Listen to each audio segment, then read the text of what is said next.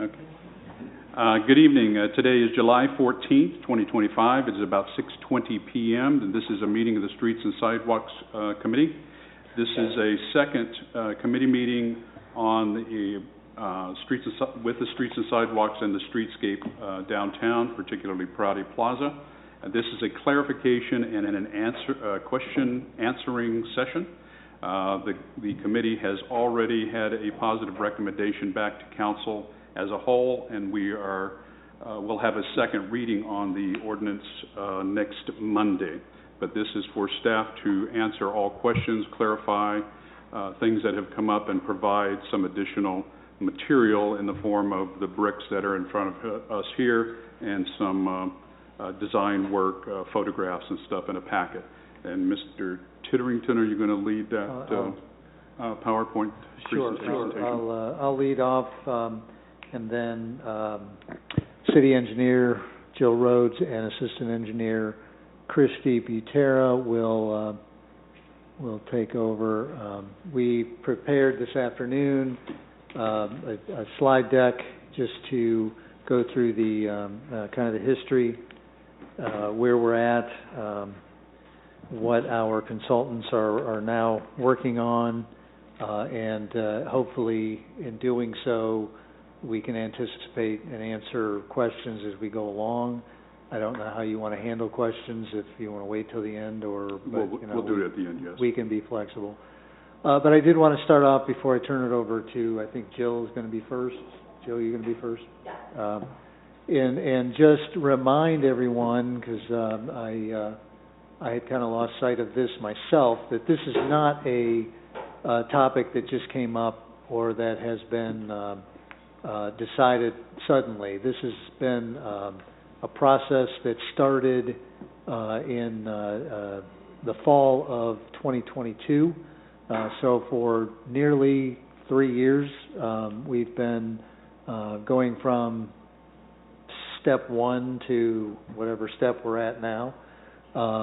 And we've had quite a bit of opportunity for council and public input in various forums, all of which, well, most of which, there's the Rotary Club was just one that happened to have a bunch of citizens as well as a couple of council members who are at least members. I don't know if they were at that particular meeting, but so since October of 2022, there have been 10 separate public meetings with at least one, if not multiple, opportunities to comment and to help this process evolve to the point of the February 24th and March 10th of this year Council Committee of the Whole meetings, where the staff reports were pretty specific that we needed to have final discussion, input, and direction so that LJB, as well as POD as their subcontractor, POD being the ones that had been working on the design plans for Prouty Plaza, could really dive into the nuts and bolts and get ready for bidding. You'll see at the end of this slide deck where the schedule is and had planned to be, and you'll see some question marks on some of them because we're trying to resolve it and keep it on track as much as possible. But in the meantime, we wanted to start with way back in 2022 when we first introduced the concept and the idea that we could do take three different approaches to redesigning the whole streetscape project. With that, I'll turn that over to Jill. I need you to click. Patrick. I need you to click. Oh, you need me to click? Yeah. Okay. Sorry, I'm getting an update on our internet issue. Okay, so good evening, everyone.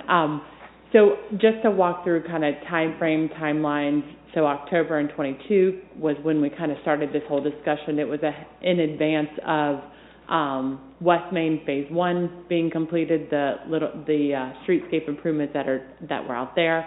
So at that point, when KZF presented, his name was Eric, if you do recall, they kind of talked about 3 different levels, a low cost, a medium cost, and a high cost. Low cost being the stamped concrete, and then the high cost being the curbless streets and brick everywhere. And so at that point, we kind of walked away kind of with the direction, I believe, from council, kind of middle of the road, right? Do some high cost things, but we can't do all of the high cost items, like the curbless streets, things like that. Is that your thing? Yeah. Okay, then cut to, we went through procuring LJB and their design team for the roundabout. So we did a traffic analysis in that year and a half. We went out for an engineer, we did traffic analysis, and then we came to a first public meeting, which was up at Redmond's in mid or early 2024, and we kind of presented some items, talked about increased areas in the quadrants, talked about the configuration of the roundabout, the traffic circle improvements, also discussed just construction sequencing and what that was going to be, because it's going to be a lot, and we were just coming off of phase 1 construction sequencing. So that was that meeting. And then from that meeting, it was discussed that maybe we weren't involving enough people, so we had a second public meeting, and we pretty much presented the same items, but that one was at Bravo Room at Hobart Arena, where we discussed the same items. More public was there, and council was there as well. Then cut to, so with that, we took the information back. I know that there was some correspondence and some modifications to the design from the comments that were created. Then the discussion was kind of, at that point, okay, what are we going to do with Prouty? Are we making improvements to Prouty? So we reached out. We had heard about Pod Design. They've done a lot of unique features, spatial areas like this. So we reached out to them, and then we came to council early in 25, talking about the water feature that's in Prouty, the arch gateway, kind of the seating walls, to really create this kind of forum, the trees and the landscaping, and you guys then provided feedback regarding that as well.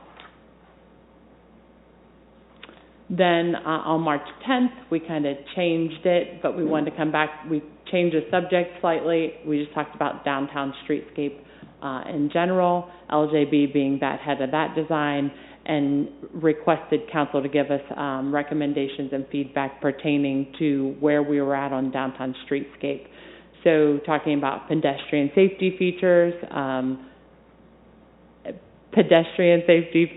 being the bollards, and, you know, do we want them there, didn't we want them there, do we want them all removable, you know, what were they going to look like? We kind of had given you some items, talking about public gathering, making those areas in the quadrants a bigger public gathering area, being able to do some unique things, and then talked about the hardscape design. So talked about the seating walls and the elevated landscape and what that would look like.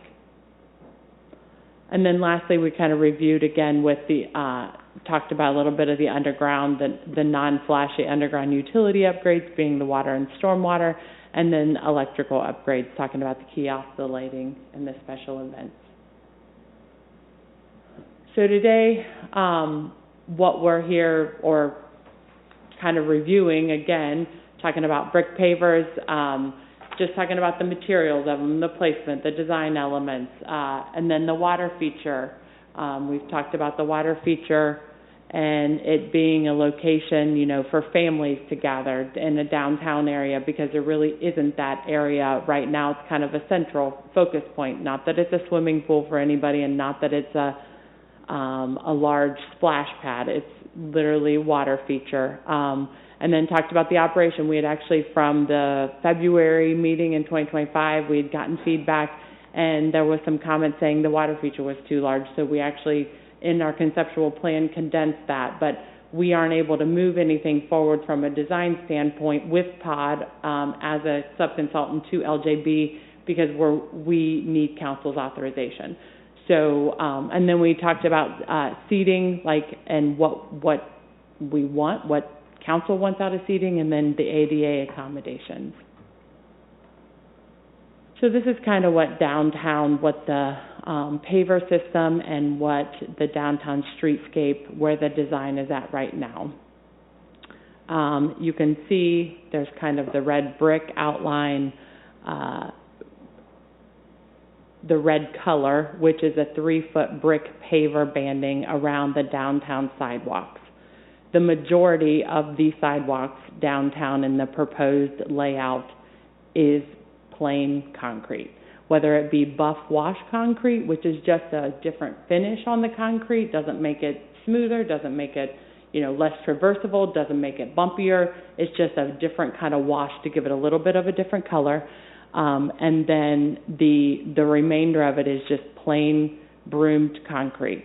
So there's what we're proposing right now is the 3-foot band around the outside, and then either, like I said, either the buff wash or the plain brick concrete. And then at the crosswalks is where we, what's being proposed are the brick pavers that are actually out here in front of you on the table. And we're not sure the exact orientation, but that's the color palette that also matches with downtown, with the existing downtown Phase 1 stamped, with the courthouse, the downtown courthouse and their improvements. And so those would be kind of at crosswalks. That's what's being proposed today. So you can kind of see just this is a layout, and then you may ask, well, how does that blend into Prouty Plaza? On the right is kind of the color palette that we're looking at. Again, we've been out there, we've taken these bricks out there, and they match exactly with what the Phase 1 stamped concrete is. Then with the Prouty Plaza, we're not quite sure entirely how it's all going to blend in together, but it's going to all work together. Like, that's where we're at right now. We've had conceptual design from the Prouty Plaza, so if you want to say conceptual design's kind of like a 10% design, like, okay, this is what we want here. Here's the bones of it. Now, let's go figure out the materials. Let's go figure out, you know, what that final finished product is. And so that's where we're at, asking council for authorization to design Prouty Plaza. And then the water feature, that's another thing that needs designed, as well as the permanent seating, you know, and tying all those items in, whether it be Prouty Plaza or downtown. And so that's why we think it's immensely important to put POD together under LJB for that design. And then there's been comments about ADA and safety accommodations, and, you know, we're not shooting for minimum. The handicap ramps will be ADA. We talk about safety accommodations with the bollards downtown. And then we talk about the concrete, and we talk about the majority of the concrete downtown will be plain concrete. Prouty Plaza, because it is a little bit of a specialty location, we're talking about, you know, something similar to these bricks. You can see that they're not non-beveled. They will have a concrete underlayment under them with a thin layer of sand that's all compacted that can be placed, you know, at a level surface. You will feel it. I'm not going to say you won't probably feel it, but I don't think it's going to be a jostling thing, because as you can see, if you run your hand over that, or if you run a tire over that, they're in crosswalks all over. Like, these are in crosswalks all over. I can't tell you off the top of my head where they're at, but this is part of where they would install them. This is the type of brick they would install. And then other items that are, you know, safety. We have protected seating, like items such so that we can ensure that skateboarders aren't running over all the seats and kind of causing havoc in the downtown area. And then I think refuge islands is probably the one thing that I didn't mention. So we came to you on March 10th talking about downtown, and at that we were talking about council authorization here in August coming up. Timeline goes so fast in August. Because we are at this point now that we've come back to you and we're asking you for council authorization for design to add the design of Prouty Plaza to this, we're at, we're moving past council authorization for construction to be past October. So we are just continuing to push the window out for construction, because once we get to October, if we do council authorization for construction in October, it takes at least 2 months to go out for bid, to award that bid, to get contractors to sign. If we're in December, there's a good chance that the contractor, really weather dependent, probably won't start until spring. And I'm not trying to be the bearer of bad news, I'm just saying this is just the reality of construction, right? They don't start until spring. If we're going to shut them down May for City of Troy 250th, we might be till the end of summer. It could just be what it is, but it's also like, I just want everybody to kind of go eyes wide open, because this can affect the vendors downtown, and what we think a project's going to end in the fall of 27, it may not. We don't have a contractor on board, obviously. We're just now in design. We're talking about conceptual design for Prouty. We're asking council for authorization to design Prouty Plaza. So with that, we are opening it for any questions. Okay. Any questions from committee members? Mrs. Westmall? What is the skateboard protection, or how is that? It was talked about in one of the meetings. It was either we haven't finalized like that, but it's either going to be knobs, or it's like you could put what'd you say? Armrests on the seat. So we aren't exactly there yet, but because we want to make sure that we're tying in the pod ideas with the LJB design team ideas, and make sure that all of that's so fluent, whether you're in a Prouty Plaza or you're in the southeast quadrant. Okay. So one of those two items, but it's definitely on our mind. Okay.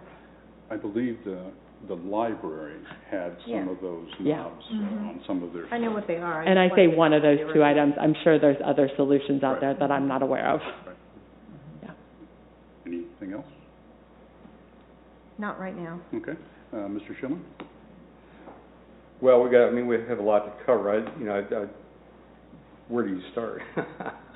So, okay, Joe, go back and let's take a look at this conceptual picture of Prouty Plaza and get an outline of, okay, so that one right there is good. So what we're looking at, the proposed splash pad is on the middle left where all those people are standing. Would that be a correct assumption? Mm-hmm.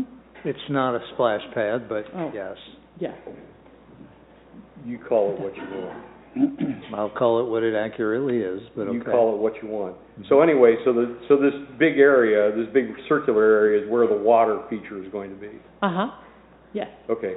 And you said that you've talked about reducing that, but right now it's going to be that, that looks like it's... We reduced the number of jets. Yes. But you didn't reduce the size of the pad. Correct. Okay. That was the comment that we received, was reducing the number of jets.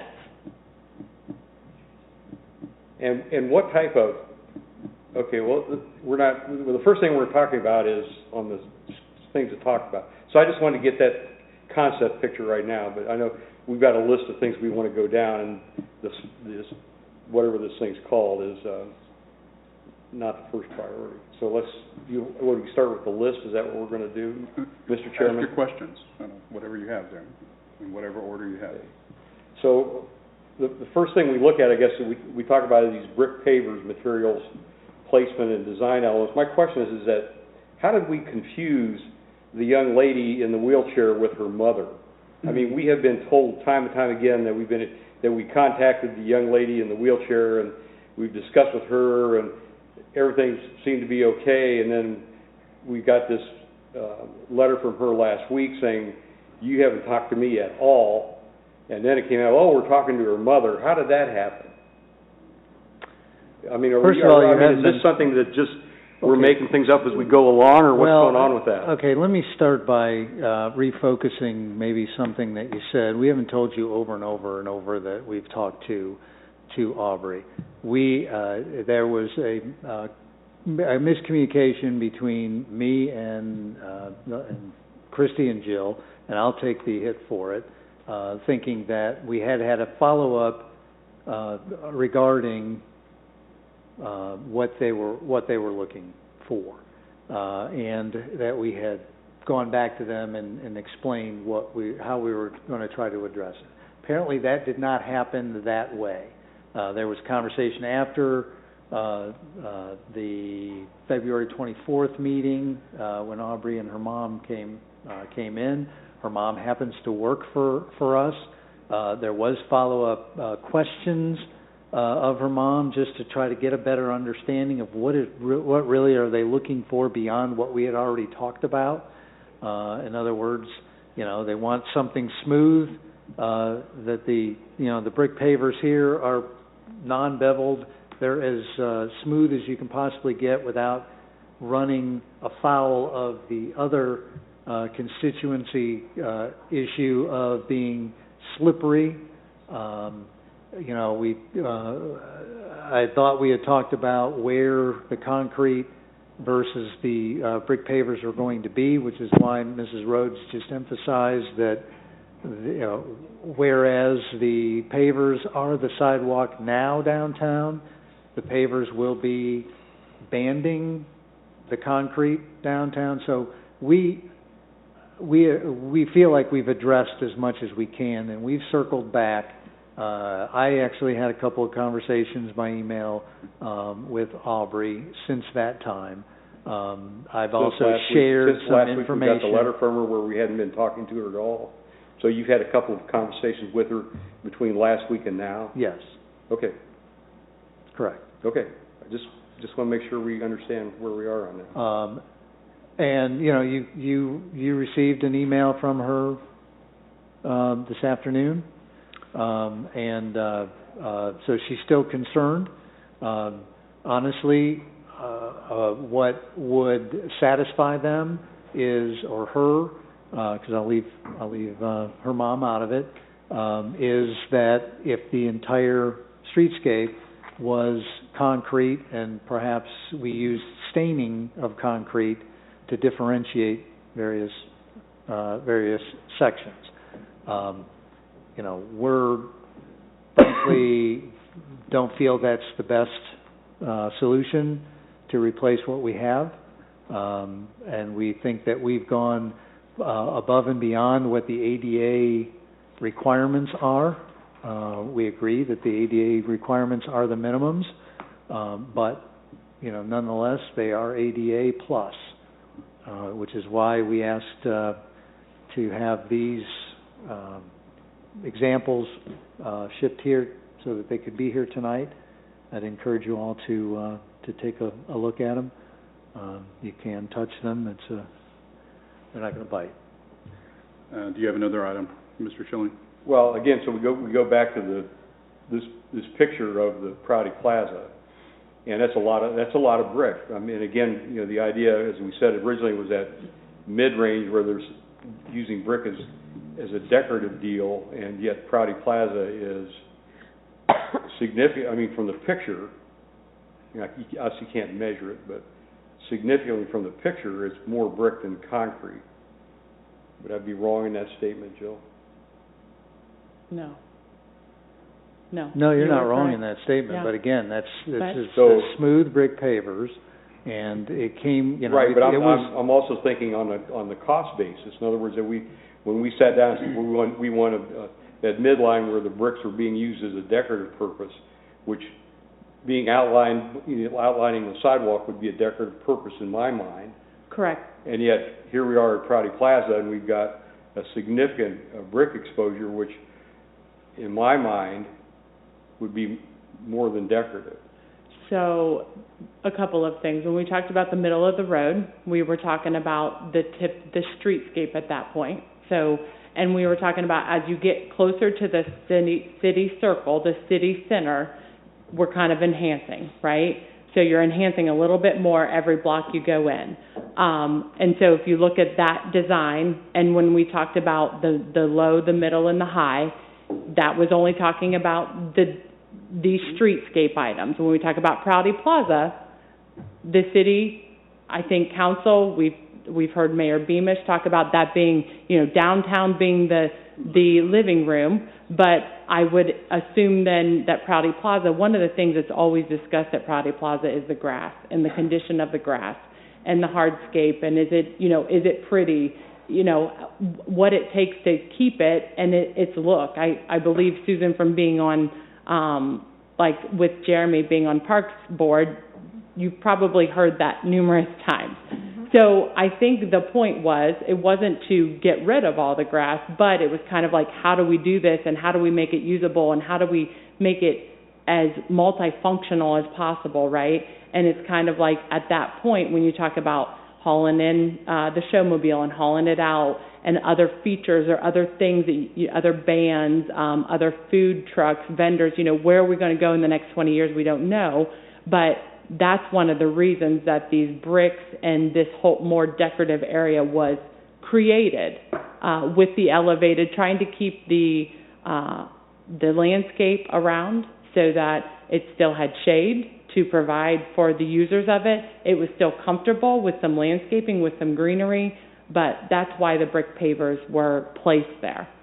And I want to add to that, and we, as Jill said, in the KZF initial conceptual, low, medium, high, we did start, that's where we kind of started talking about, does the council, does the community want to see us do something, I don't know, radical might be too strong of a word, but significantly different.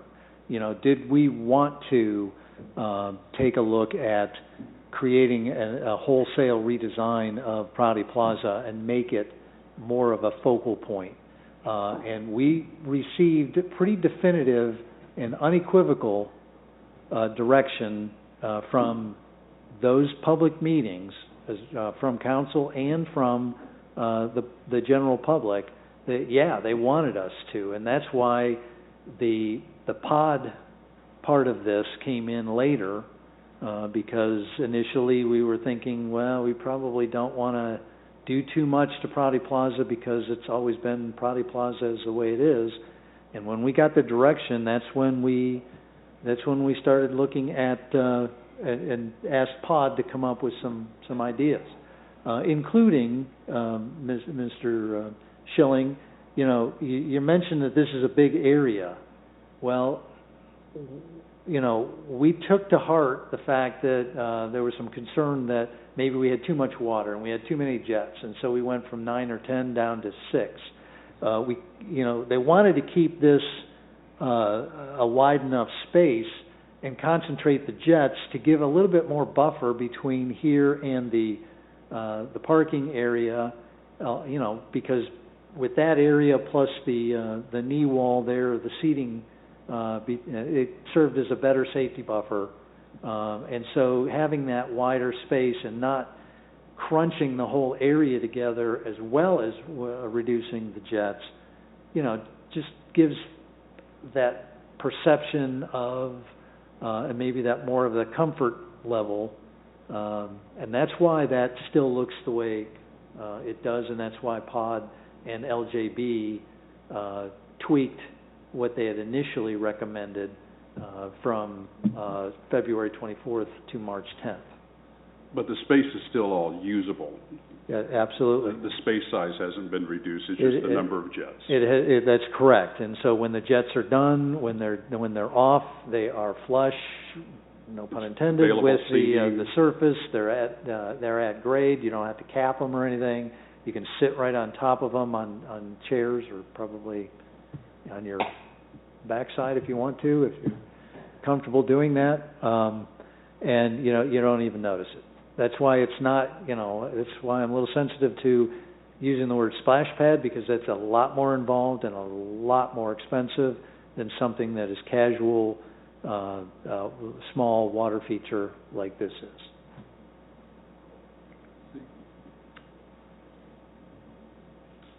Next.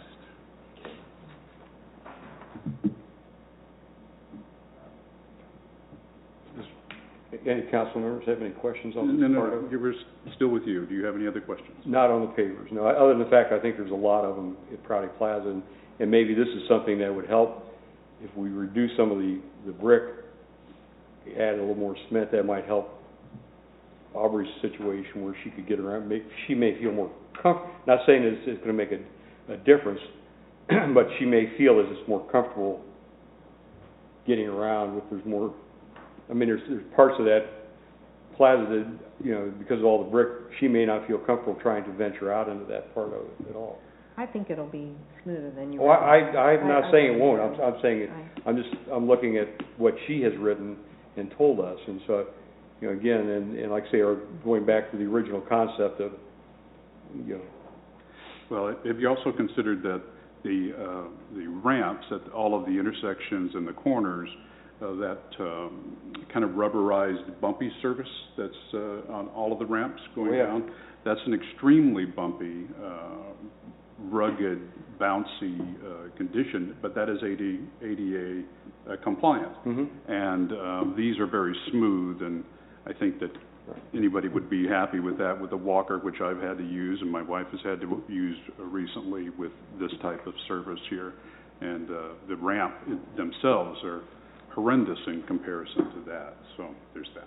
I thought they had also said that the bricks were more durable than cement in the long haul, but is that correct? Yeah, they said for getting the snowmobile back and forth?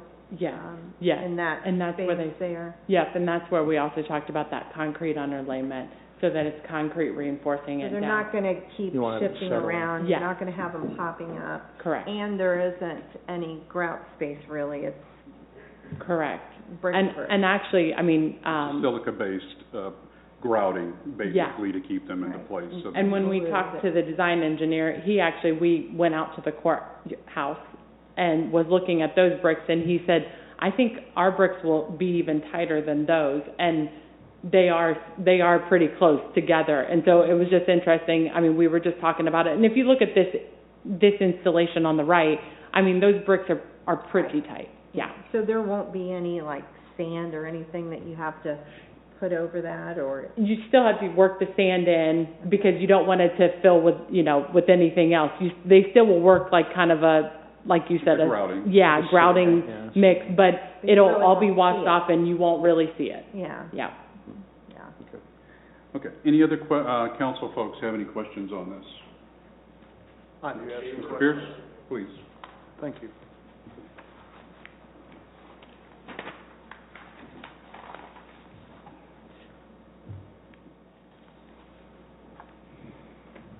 On the fountain, do you know the height of the water we're trying to get? Is it like 3 feet, 6 feet? How much of a feature I is don't this think going it's to 6 be? feet. I think it's that would probably be closer to 3 feet. I mean, it's geared more towards It's a small water kids. feature. Yeah. It's not a fountain. No, it won't. And Waterfall. we would discuss that during design. I'm sure it can be adjusted as well. Yes, pumps can be adjusted because it'll just be a pumping system. It'll be pumped up so that it jets up, similar to what the fountain in the middle does, and then it'll drain away. So that can be adjusted. All right, thank you. Yeah. Timer, would this be running nonstop, or is there like a timer people push and they can We haven't enjoy gotten it? to those items yet, but again, it can be adjusted and accommodated. We're definitely anticipating that it's going to be off and completely off when events are occurring.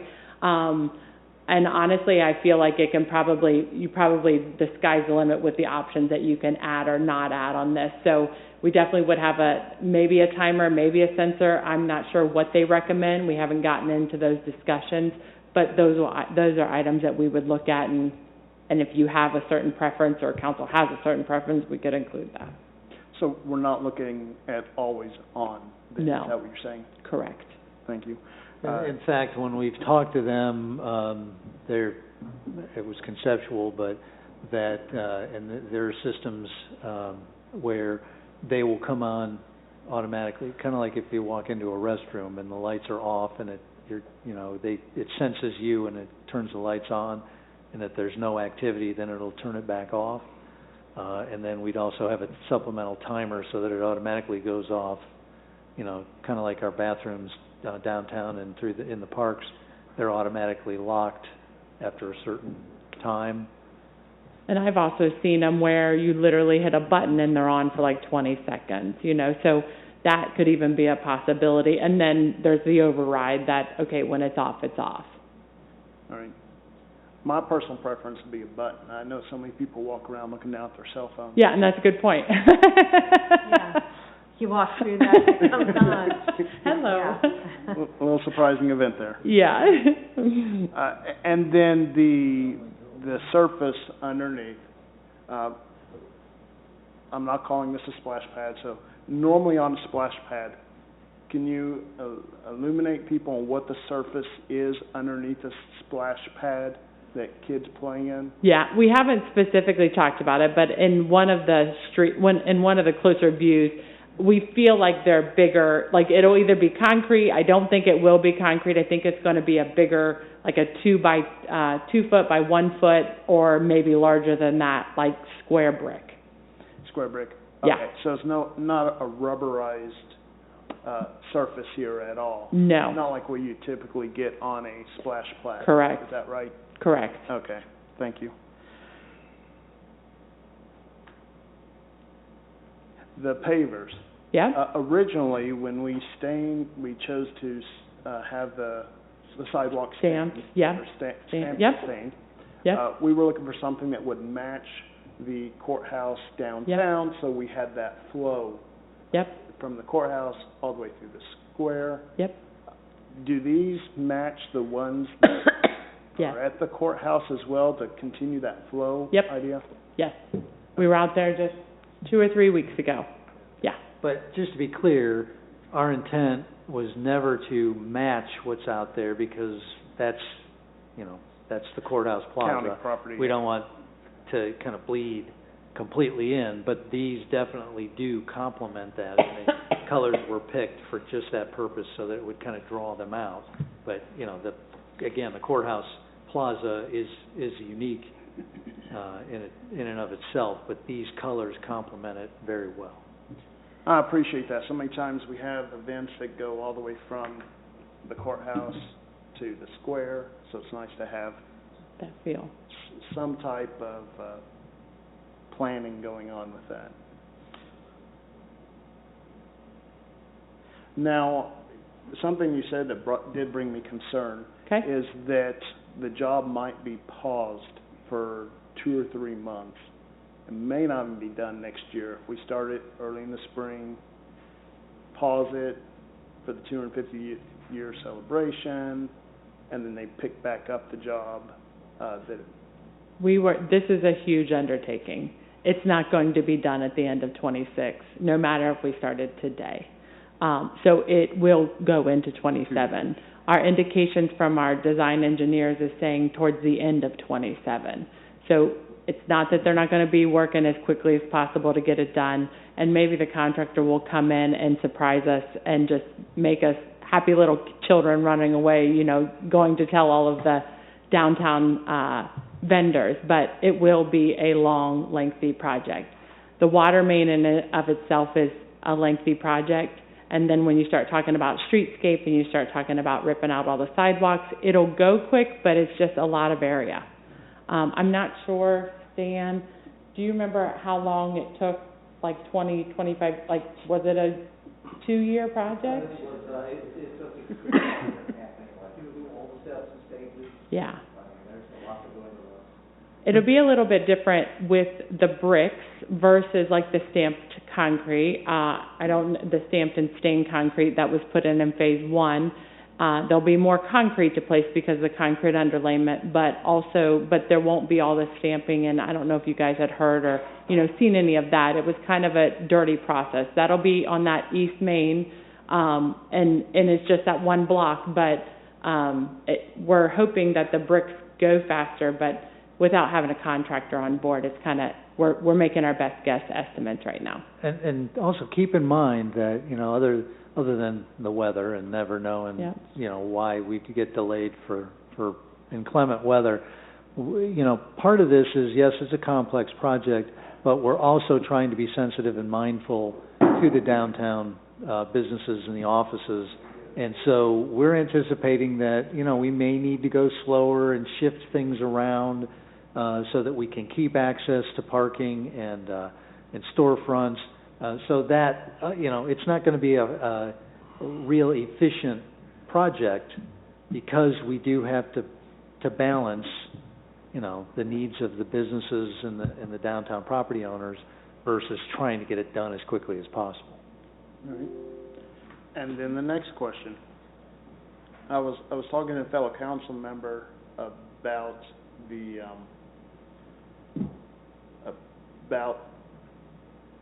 benefit of this being a draw for people downtown when we're remodeling or doing the work on other portions of the square. Will this be finished before we start the next project on the square?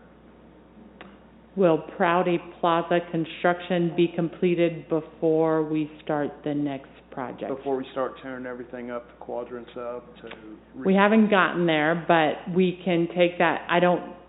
Actually, what had been discussed initially was that Prouty Plaza would be a staging area potentially because the contractor has to come in and store equipment and materials, especially if there's all these, even the brick ban downtown. You'd probably be amazed at how many bricks that would, how much that would take. So we had actually talked about Prouty Plaza potentially being a staging area. That's not finalized yet. So more than likely, Prouty Plaza will not be under construction, but I don't know that it'll be open for events during construction. We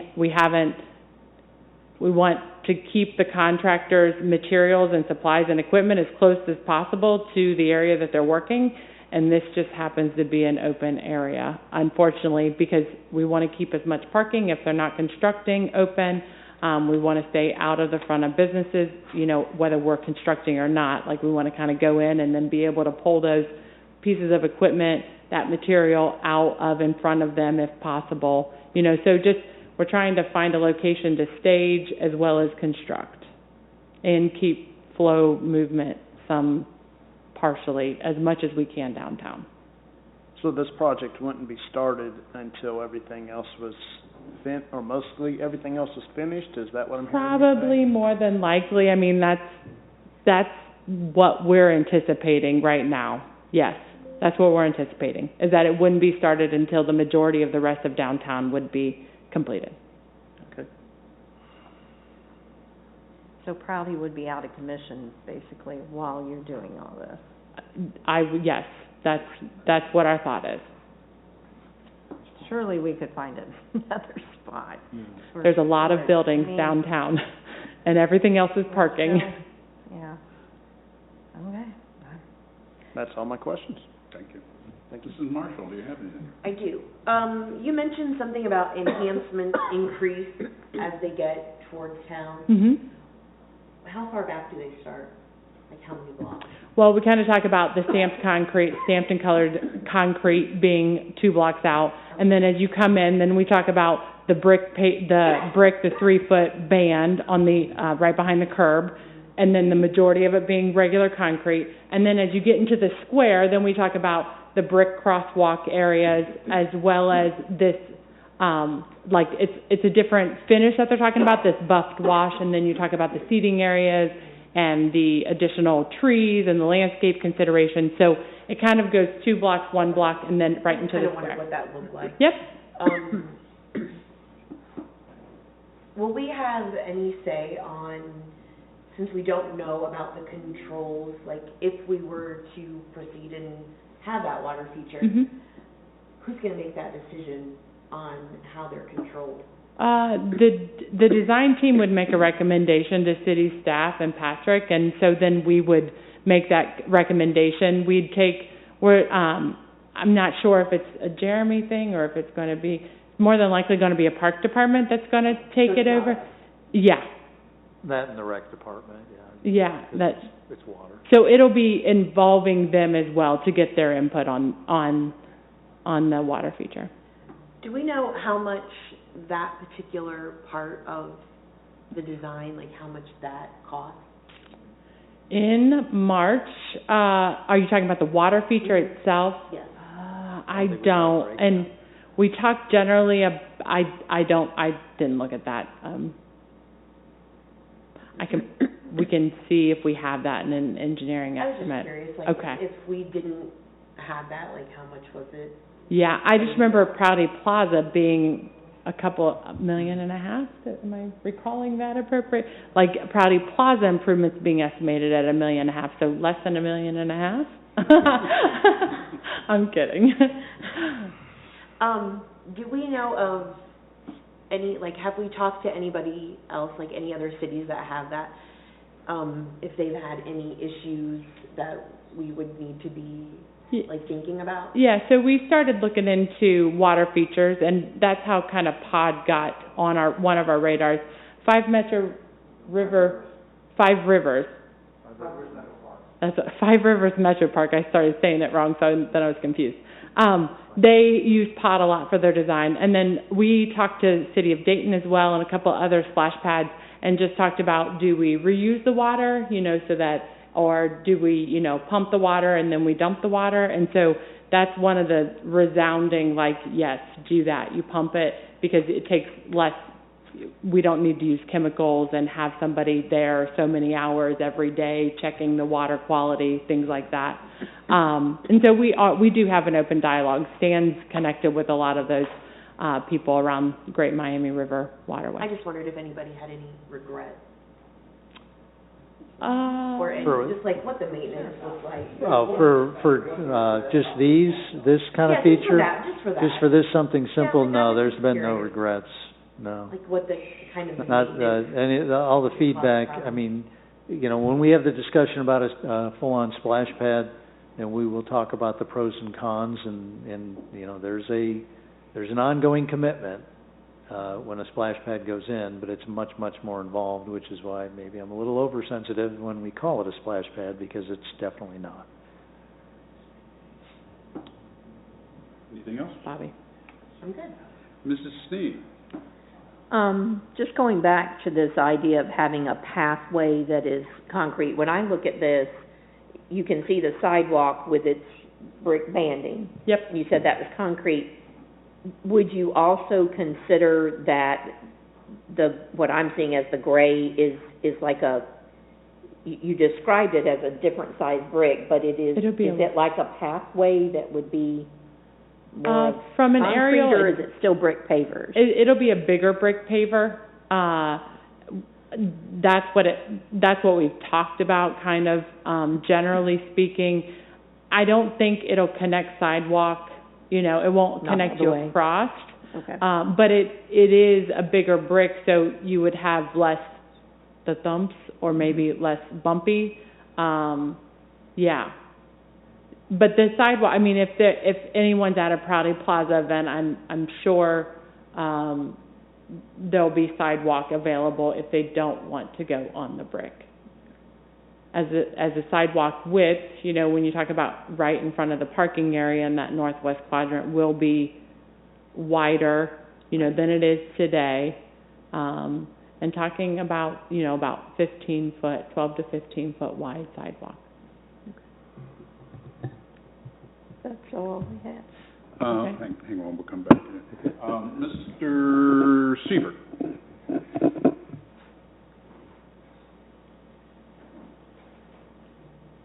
Thank you. First, I'd like to say appreciation for staff for putting this together. I did, and maybe other people at council did, but I was stuck in Atlanta Airport yesterday, so I watched the 1 hour and 21-minute video, and I do believe that it was left with council coming back with some of the concerns, and I think they're being addressed today. With regards to the pavers, I sent to Ms. Knight while we were here. I had forgotten, but in the video, I had said that I had received pictures about the condition of the Prouty Plaza during the Strawberry Festival from the Chamber of Commerce Director Kathy Roederer, and I forwarded those to Ms. Knight tonight because I do think that they clearly show the difficulty with grass and the problems that they've had with grass as early as the Strawberry Festival at the time that was there. So I'd ask Ms. Knight to distribute those to council so that, I don't know, it sounds like we're agreeing to change this. With regards to the pavers versus the stamped concrete, I did have a conversation with the county commission who did have stamped concrete for a while, and at least two of the three county commissioners that I talked to indicated that they did get slippery when wet. I guess this is the first time, and I'm sure that there's some adhesive or something that we would put, that I've recognized that concrete, or that those pavers are going to continue where the water feature is, and I just want to make sure that we're protecting that area. I said at that meeting, and I'm saying it today, I think the water feature, at least the ones that I've seen at Oxford, at the Green, are an attractant. They're sort of like the fountains at the courthouse, but you can actually put your feet in them instead of not. I've heard a lot of Facebook talk about people being concerned about the users going out into the street. I think you can clearly tell here that with that wall, that would be a very difficult process for somebody to go from the water feature out into the street. It's not a splash pad. There's going to be so many requests for money between baseball and pickleball and splash pads and everything else down the way that I'm not saying yay or nay for a future splash pad. I'm just saying that I think this is a nice opportunity for us to have an attraction downtown. I did note, while I was gone the last 2 weeks, that there was some vandalism at the Piqua bathrooms, and I think that would be a concern, and I assume we will have it well lit and videoed so that we can do as many deterrents to that as possible. But I really do appreciate the staff taking the time to put this together, and I appreciate the Building, Streets, and Sidewalks Committee for giving us the opportunity to hear more about this, which is kind of how I viewed the ending of the video from the February 24th meeting. Thank you. Mr. Schilling, you had some... I had a question for Mrs. Rhodes. When you mentioned the Five Rivers Metro Park and their water feature, are you talking about the one in the river that when the wind blows real strong, it blows over onto the interstate? Is that the one you're talking about? That's a different water feature. Yeah. But no, we were talking about, no. Okay, no. I'm just curious about that. I don't think we'd want to put one of those in. No, so, okay. We going to talk about the water feature now? How do you want to do that, Mr. Chairman? Do you have separate topics that you want to deal with, or what? Well, when it was proposed, we had, and I have a hard time reading this, but we have A, B, C, and D. So A is the brick pavers, B is the water feature. I didn't make this agenda up. I assume you did. Permanent seating materials and guards against skateboarding and cycling. And D is ADA considerations and accommodations. So, that would be 1 through 4, which we included in the... Right, so I guess the question, where we are on this discussion, where we are on the discussion points. Well, I thought you would use all of your time there at the beginning to go over all of the points that you had to get those out. We're not going to go down each one by one. Okay, well, we already have. Exactly, we have. But we're not going already, to if there's that additional point. clarification you'd like. Okay, well, let's talk about, I've got some other things to talk about. I'm going to have to turn my phone on here. Do you have any questions? That's what we need to deal with right now. Do you have any questions? I've got a lot of comments, but I don't have any questions. Let's hold the comments. Okay. Anybody in the audience from the public have any questions from staff or of staff at this point?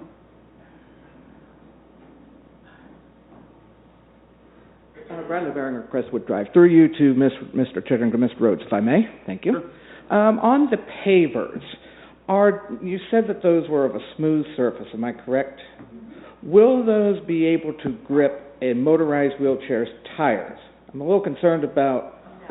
Okay, because I'm a little concerned then that those are not ADA compliant because you don't have traction on them for wheelchairs. Is that going to be a problem? Oh, wait a minute. We're saying, we really shouldn't say no because, I almost got up. Pass a brick around, pass a couple of bricks around, gently, please. Don't throw them. They look smooth, but they have kind of a sandpaper texture. So they have Okay. grip. We're done. Yeah. That's my question. Does anybody want out here in the audience want to take a look at it? Joe. You can help pass it around. And I have one more question about the water feature. You said that was going to be brick pavers. Am I correct making that up? They'll be larger. Are you concerned about liability from trips and fall hazards that children might have using that water feature? No. Okay, I would be. Okay. I would be. What I would suggest to you is maybe a rubberized surface because you're just asking for a lot of liability due to trips and falls. The trips and falls occur when there's buckling and heaving, and the two things are going to I won't say prevent that, but significantly minimize that. Mm-hmm. Even regular concrete heaves, Mm-hmm. and there could be more shifting from that. So you're going to have the underlayment, which is going to be a layer of concrete. Mm-hmm. You're going to have the same kind of surface where you're seeing a little bit of grip, mm-hmm. But you're going to see, whereas you see 9 bricks here, you square, and you'll have, that'll be one stone, one block. So is there any danger of that? Is there any? Now let me ask you this. Let me ask you this. I'm following what you're saying. Okay. Would there be any danger of that underlayment heaving up due to the frost and the freeze-thaw cycles? It took 25, 30 years to start seeing heaving from the ones we have now. We've I think seen more chips and cracks and just general wear and tear, and that caused us to replace those bricks over the years than we have from any kind of underlayment that needed to be redone. Yeah. Okay, those are the only concerns I had, and I think you've answered them satisfactorily. Thank you, Mr. Chittenden, Ms. Rhodes, and Mr. Thank you. Thank you. Anyone else?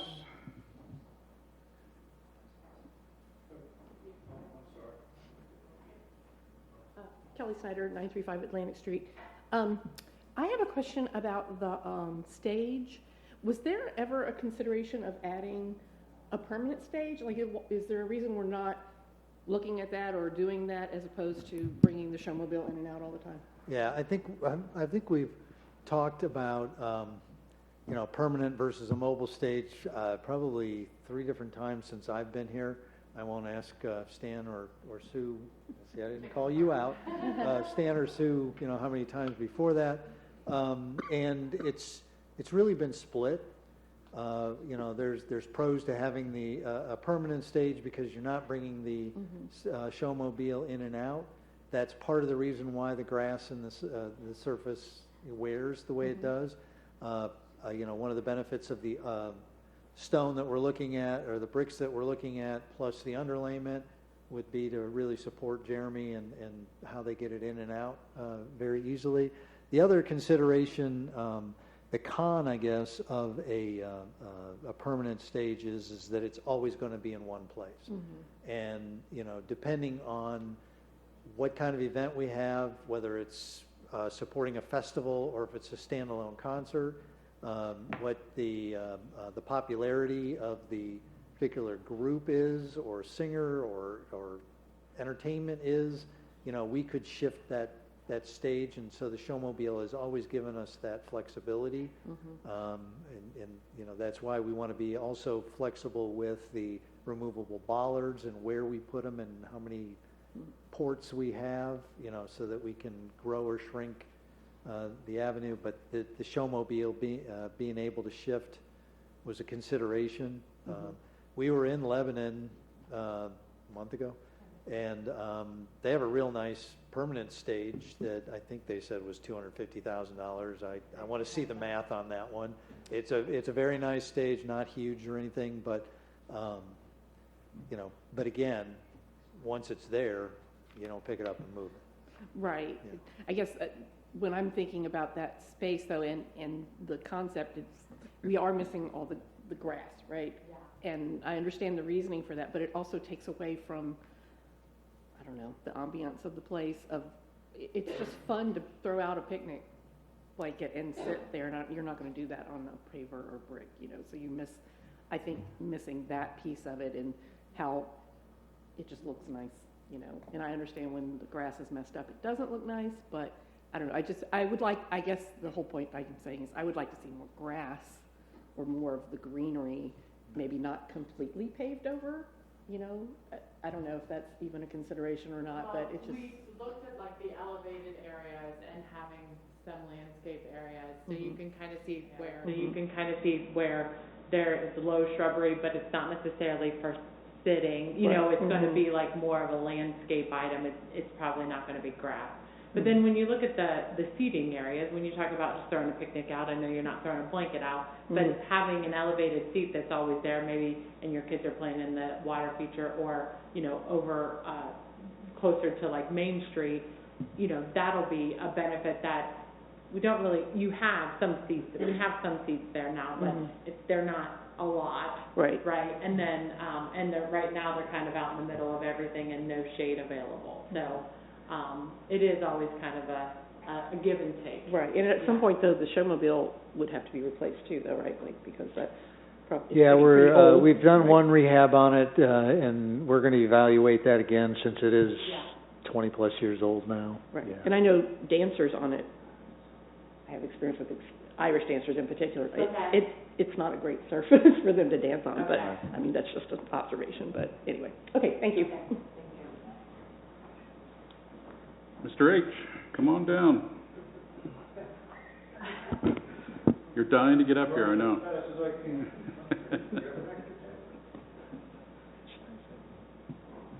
Yeah, you still need my name and address?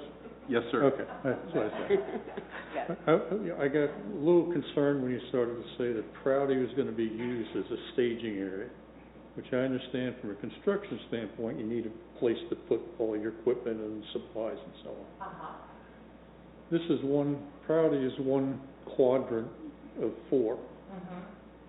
So are all the designs for the other 3 quadrants done so that they can be started really, really quickly? So at my age, I'm trying to wonder if I'm going to live to see the thing done. Well, you'd be surprised how old I am.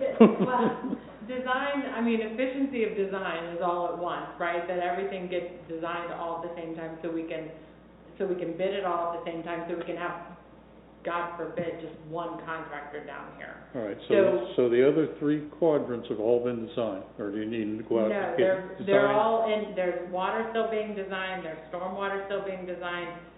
You know, we haven't gotten like the authorization, so no, it's not all done. And it's all gonna be let, right now, what we're thinking is it's all gonna be let at the same time. It's all gonna, meaning it's all gonna be bid at the same time because we only want one contractor down here. What about the design content? Do you have to have different designs? Design consultant. You got LBJ to do this. LJB. Who's doing the other 3? LJB. Oh, LJB's doing the whole thing. Okay, so that's all part of the same contract. Uh-huh. So they don't need to have another meeting? They're a consultant, they're a design consultant, they're not constructing. Well, I understand that. Okay? But I just want to make sure that, you know, we don't get held up by construction because we got to go out and interview other design engineering companies. No. That's all done. Correct. We go out to bid for the construction of For it. construction. Yeah, so we don't interview any additional design. Yeah, Steve, LJB already has the authorization by council to do the design of everything on streetscapes. That's what I thought, I Yeah. want to confirm that. What's pending in front of council on the agenda for next week is amending that, Yeah, just adding to some do money this, to specific do, to this. right. Right, I understand. Okay. Okay. Thank you. Anyone else in the audience have any questions? Mr. Schilling, you had some comments? Yes, thank you. And we're going to wrap this up. I'm sorry, wait, Mr. Roselle? We'll defer to the, Okay.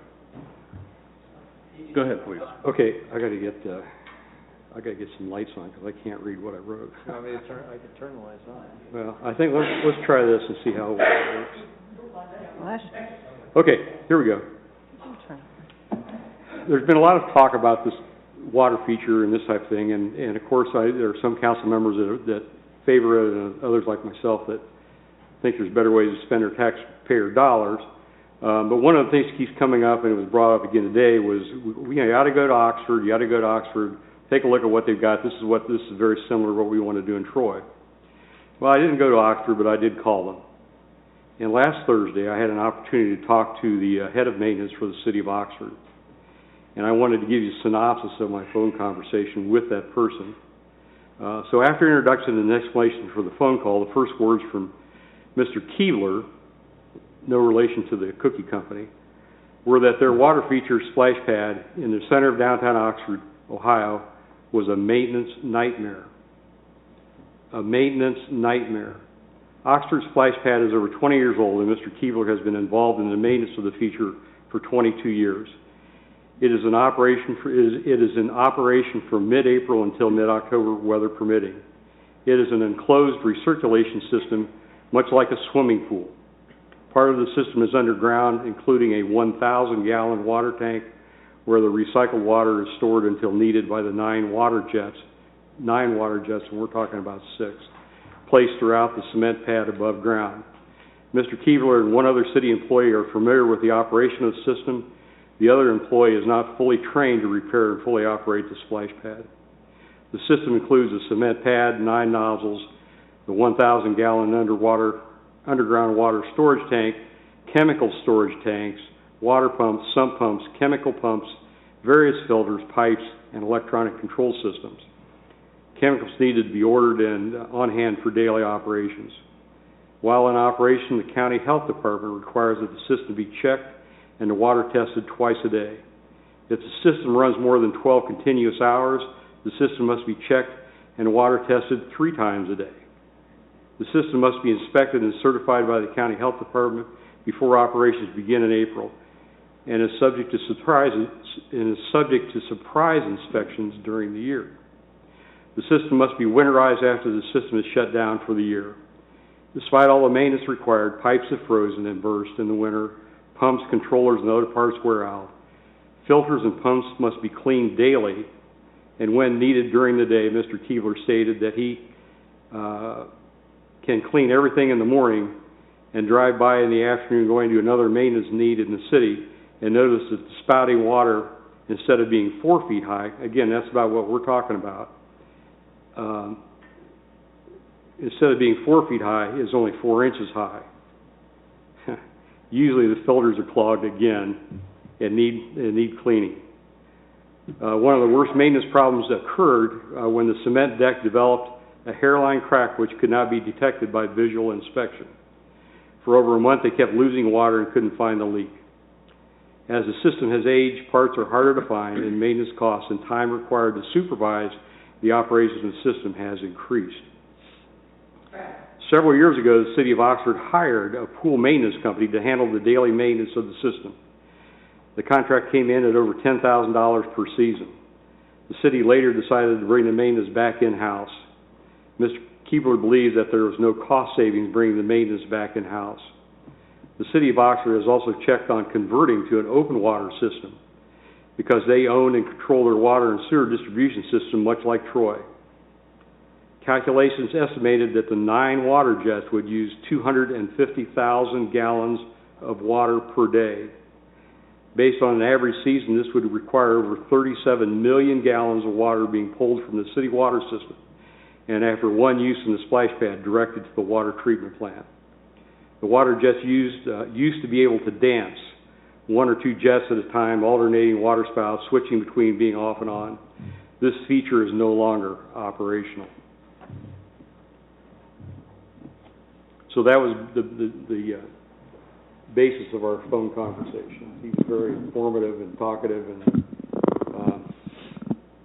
so those are some things to consider. Now, you know, like I say, we haven't, evidently, somebody is going to decide whether we're going to have a closed system or an open system. But neither one sounds like a picnic. And so again, the thing about it is, whether the water feature, splash pad, whatever you want to call it, you know, there's you know, a lot of things going on that we don't see. And we, you know, so this is something that the city has to look at. So my thoughts on the water feature. I think there's little known, as Jill has said, they're still talking about it. Little is known about the proposed water feature on Prouty Plaza. It's been described as just something that little kids can play in, might be a suitable description. In my conversations with the OTA administration, the water feature has been described as similar to a sprinkler system in your yard. Most of the sprinkler heads or sprayers that I am familiar with, both home and on the golf course, are made of polyvinyl chloride plastic, or PVC. The heads are attached to a water line, and each head is adjustable as to direction and type of spray. There is no water recovery system. The water goes out and is absorbed into the ground. How many times have you driven down a neighborhood street and noticed that the sprinkler system in the yard, in somebody's yard, has watered half the street instead of being directed into the yard? I'm not sure the council has received an adequate description. Council has not received any cost estimates for the redesign and reconstruction of Prouty Plaza. The $800,000 or the $1.5 million that Jill talked about is the first that I think I've ever heard about costs being broken down. Every time the city proposes major expenditure, council has received an estimate of cost. Council is being asked to spend a substantial sum to redesign and reconstruct Prouty Plaza, but council has never received a cost estimate until today. Council knows that the original downtown redesign, including Prouty, was estimated between $4 and $5 million. Then the replumbing of the downtown was added, and the cost jumped to $9 to $10 million. With the time lag in construction costs and construction cost inflation, the total cost might end up being a little bit higher than that. There has never been an economic impact study on Prouty.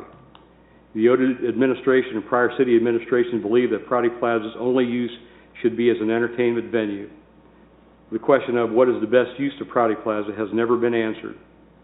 Can Prouty Plaza be multifunctional, or is the process a little too far down the road to ask now? How long will the water feature be in operation each season? During my discussions, the OTA administration stated that the feature will be turned on after the rec after school program ends for the year, and turned off before the rec after school program starts in the fall. I am not sure of the connection, but these might be the same children who are going to empty all of the half-filled door cups scattered around the downtown and smoke the leftover cigarette stubble left on the sidewalks. What a terrible way to think about our children. So let's imagine that there is another water feature in downtown. We already have one, and that's the fountain, and is located in Prouty Plaza. Parents bring their little children downtown just to play in the feature. The parents then decide to go to dinner at the Caroline, or have a drink at the Crafted and Cured, or visit David and Fair Company and see what exciting finds are in the showroom. What do you do with a sopping wet child? The OTA administration has stated that the public restrooms, all two of them, would make ideal changing areas. Have you ever looked inside those restrooms? 8 by 8 with no hooks or benches. A sink and a toilet is it. Concrete floors that may or not have been cleaned, may or may not be cleaned depending on the day and time. The idea that a water feature on Prouty Plaza will help businesses in downtown Troy is a stretch. Once the kids are wet, the next step will usually be heading home. Are you going to take your kids to a bookstore being sopping wet? Maybe Grandpa Joe's. I don't know. While the water feature may be designed with little children in mind, what will be the odor administration's policy on adult usage? What if an adult decides to cool off fully clothed or stripped down to an erstwhile bathing suit? Will there be room for them to stretch out and sunbathe on the benches or spread a towel out on the decorative bricks? Maybe take a nap, who knows? Can the odor administration handle the maintenance required by the water feature? The drinking fountain at Miami Shores Golf Club, located outside the restrooms located between hole 10 and 11, has been out of service since March.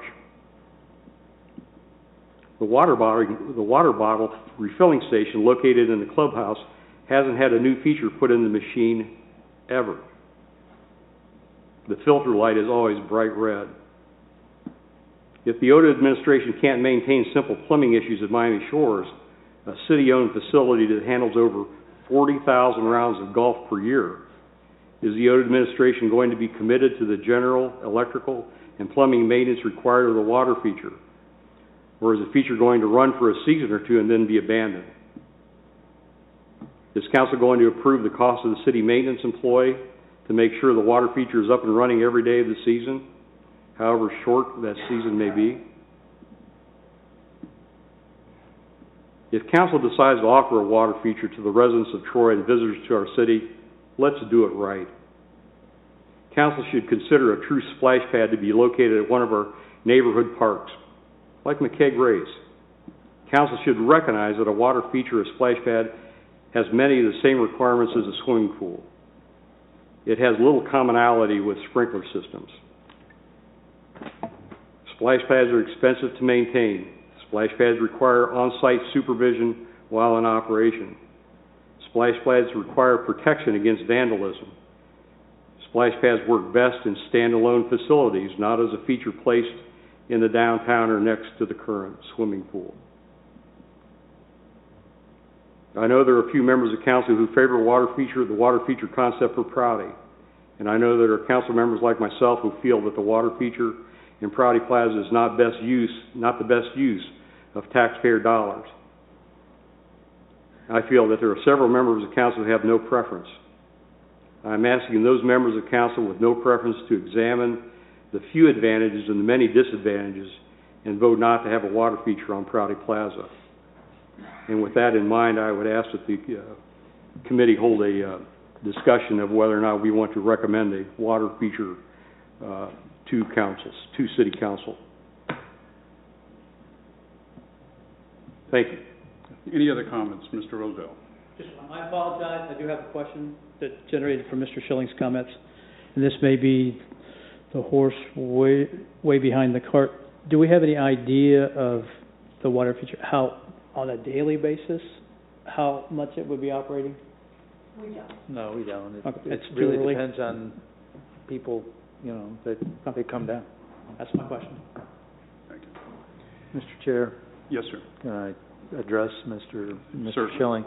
So, Mr. Schilling, you went and talked at length about Oxford and their water feature, and I did, because that has been brought up several times in council. You're right, and it was, first of all, the sprinkler was metaphorical, just so you understood that it was not a full-on water cannon like in Dayton or even a splash pad.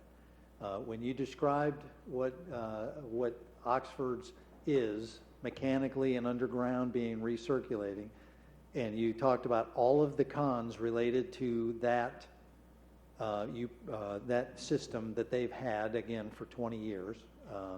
You described a splash pad and all of the cons that we will have if and when a full-on splash pad, McKeag Race, one of the other neighborhood parks. Those are the issues, the challenges, the ongoing maintenance, the ongoing costs that you will see. What we are proposing here is a simple pump and dump, which we've said multiple times, which is a far, far simpler system. Just far simpler and far less costly. You mentioned cost, and as if this is the first time you're hearing these costs. I disagree with you, and I think anybody that's looked at the video from February 24th will disagree with you. Costs were identified back then. This is not the first time you're hearing this. This should not be a surprise with regards to what the estimated cost is for Prouty Plaza. That is the best cost that that POD could give you at the time. It's exactly why we need a $165,000 authorization so that they can dive into it, pardon the pun, and give you much better cost estimates. You mentioned Miami Shores as if that's an OTA administration issue. The Miami Shores is a park board function. They don't work for me. We will certainly reach out to Kyler. I'm not aware of any kind of malfunctions out there.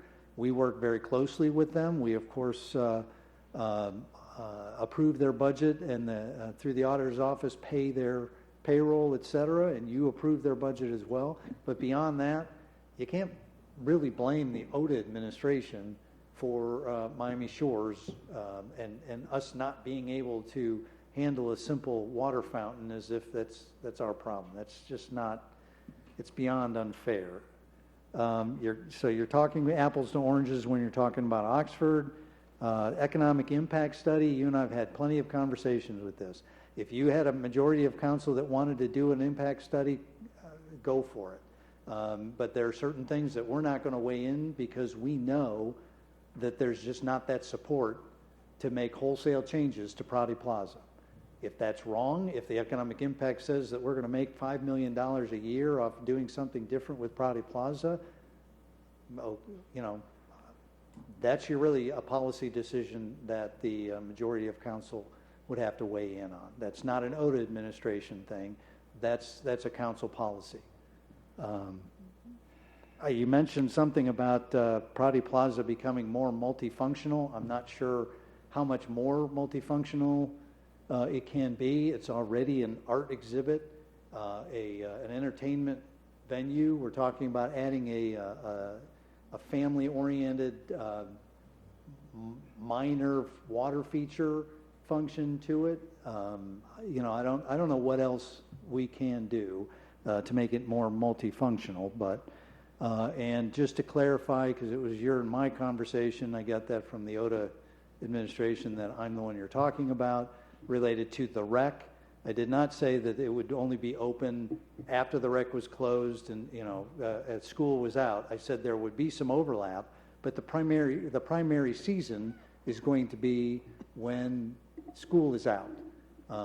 The most activity that we see downtown from middle school students is after school. So yes, there'll be some overlap depending on when we would open up the feature and then close it. But that overlap would be minimal because it would be a summer feature more than early spring, late fall, where the rec would be more active, particularly in that town. And the other thing is that you keep mentioning that we already have a fountain. We don't have an interactive fountain. For the record, on the video, I want to make it quite clear that we really don't like it when people cross the roundabout and go into the center island, and we certainly don't want them wading into the fountain. The fountain is an attractive feature, but it's one to look at, not to be splashing around in.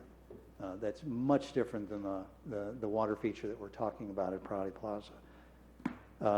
The changing areas and the restrooms, I would just say that was, we never had this project even envisioned. When we put the restrooms in, that was an opportunity to piggyback on the very nice renovations to the Mayflower. So it is what it is, tautology, and we've maximized what we can out of those restrooms.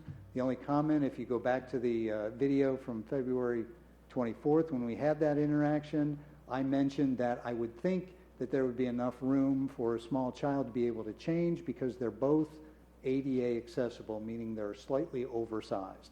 Doesn't mean that it can accommodate a changing table, doesn't mean that it's a locker room, doesn't mean that it's going to have a shower and a blow drying area or hanger for towels or anything.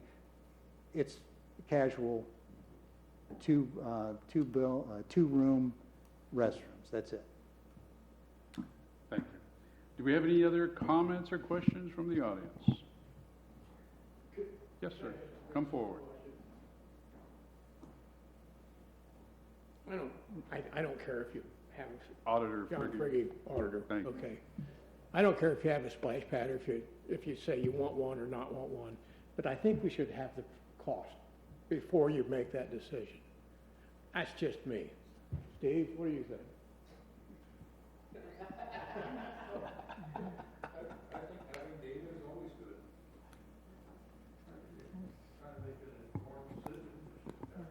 Mrs. Westfall.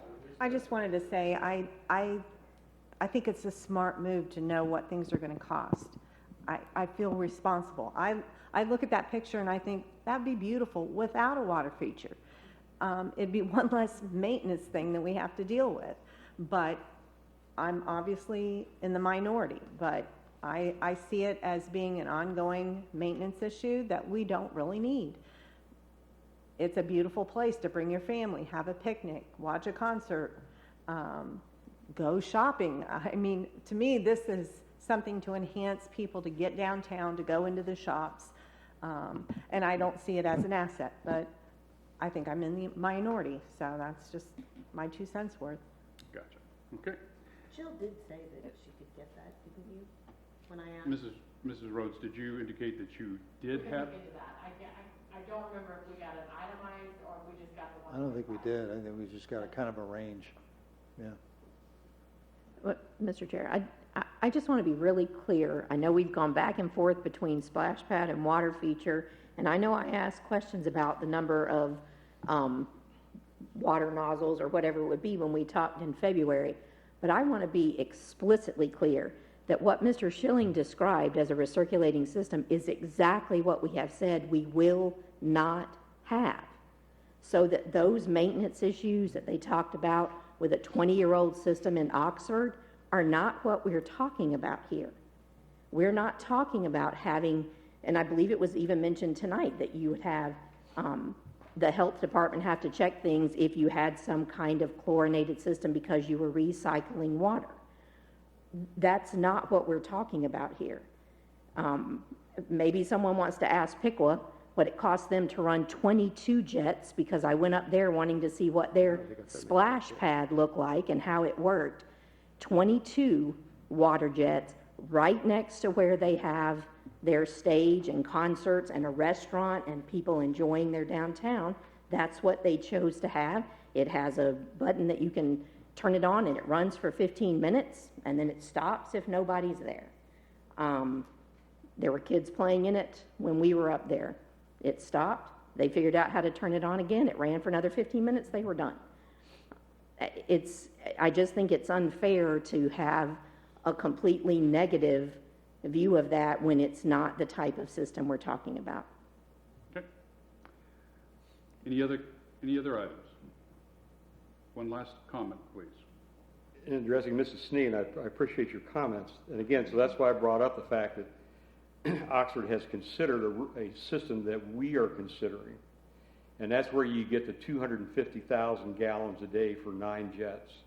I'd want to hear our engineers say you divide that by 2, you know, I say we don't have any details from anybody, so we'd be talking 125,000 gallons of water a day. I really want to hear somebody tell me that So you talk about $37 million gallons of water over an extended season. You know, we're talking about 15 million gallons of water running through that thing. Possibly. Okay. So so that's why I brought up both. And we talked to both, with Mr. Keepler, what he brought, matter of fact, he brought that, what you call it, the water goes and then dumped. And so he said they considered that and that they didn't think that was any picnic either. Okay. As to your point about calling for a vote, this is not the meeting for that. It was not advertised. That is not on the agenda. Well, we do have a recommendation from this committee and legislation that we will act on next Monday at council meeting. Okay. Well, so we have a decision already, and we will move forward for that. So we're not going to... Excuse me, Mr. Chairman, I would like to bring this issue before the committee. I think that this is a general meeting, as I tried to get some clarification from the OTA administration and our law director, which they never got back to me on. But as far as I'm concerned, this is a general meeting of the Parks or the Streets and Sidewalk Committee, and therefore we have the ability to make recommendations to council, and therefore I'm asking that we consider our negative recommendation on this water feature going to council. Mr. Chair. And again, we don't vote on anything in committee, but I think that you should ask for a I got consensus it. on this.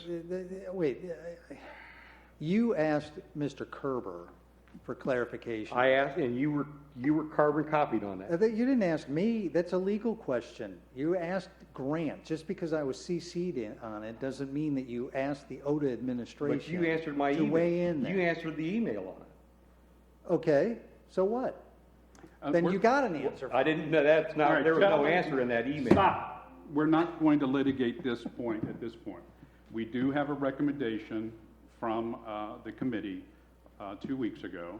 We have legislation prepared for it, and we're going to take an action on it next Monday. You have the right to vote up or down on that, as well as the other 7 council people. 6, because I won't be there. So that's when you will voice your opinion. Anything else to come before this committee on this subject? No, sir. We are adjourned. Thank you all for attending.